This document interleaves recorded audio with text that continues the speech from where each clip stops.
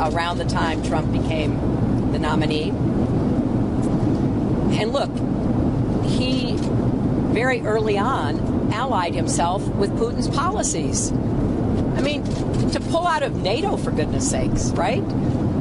And he, furthermore, has praised Putin. He seems to have this bizarre attraction to dictators, including Putin. He won't tell us where he owes $650 million. There's a lot of rumors about that.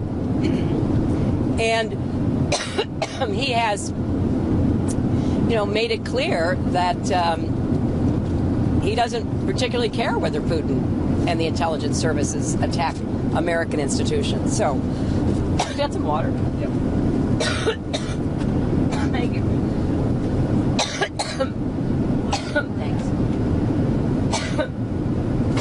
Excuse me.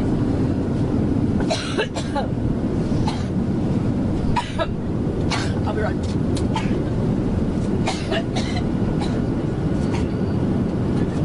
Well, Maroon, you're up.